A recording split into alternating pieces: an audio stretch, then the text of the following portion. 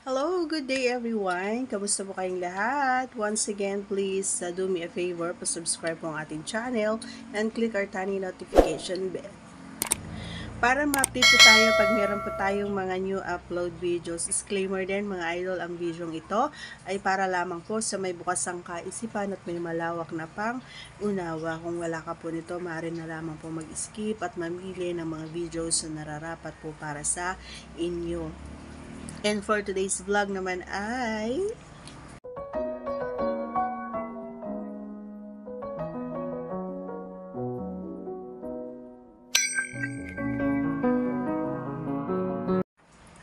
paano mo nga ba ako patatapusin halimbawa nauna ka, 'di ba? Ano ang dapat mong gawin? Ayan. So, gusto ko lang i-share ito mga idol no kasi karamihan or mostly sa inyong mga kalalakihan ay laging nauuna.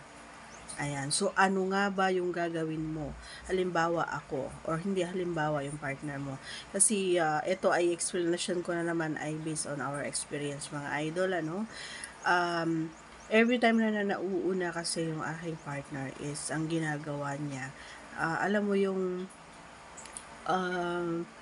mag-umpisa siya kumbaga sa una kung ano yung ginawa niya. And halimbawa ay naglaro muna siya ng Jolens, inano niya muna yung Jolens, alam mo yon, and pababa hanggang sa kakain siya doon, and hindi lang basta segundo, as in minuto.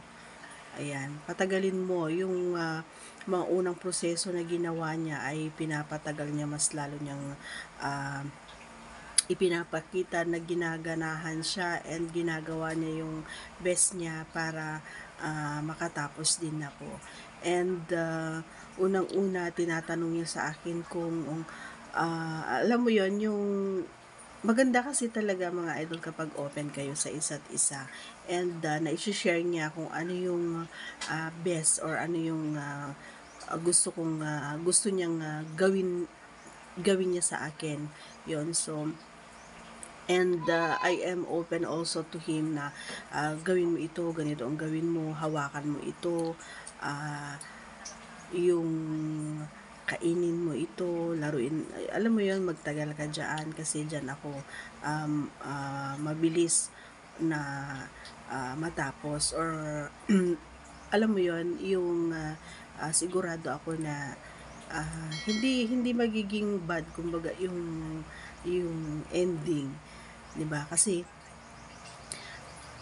parang minsan na yung partner ko sinaawa rin minsan, lalong-lalo na yung pagod na ako and then bigla siyang nilabasan. Ganon. Once kasi na ako yung nagtrabaho mga idol is mabilis talaga siyang matapos. Oo. Sobrang mabilis siyang matapos, and nagsusorry naman siya, pero wala talaga tayong magagawa kasi may mga time talaga na ganon. And hindi ko naman siya sinisisi, magaling tayo di ba, anong gagawin natin? Charot, di ba? So yun yung ginagawa niyang proseso. So gusto ko lang sabihin sa inyo mga idol na once na natapos kayo, huwag nyo naman iwanan sa area ang mga partners nyo. Kasi gusto rin naman nilang maranasan or maramdaman or ma-feel yung na-feel nyo habang kayo ay, di ba, at alam mo yun na nag-enjoy dun sa ginagawa niya sa'yo, ganon. And wala namang masama kung ulitin mo ulit yung proseso pa kung paano mo inumpisahan, kasi kahit ulit-ulitin mo yung gawin sa kanya, hindi yan hindi yan maghihindi kasi masarap yun Oo.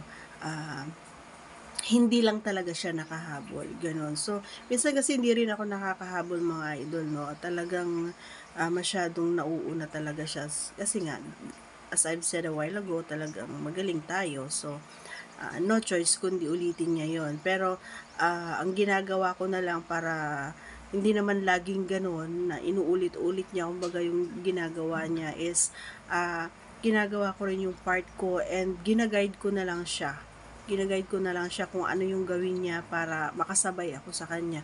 Once kasi na nararamdaman, halimbawa nasa loob na si Junjun, once na naramdaman ko na medyo parang lumalaki-laki, parang lumulobo-lobo na siya, yung yun, yes, yun na.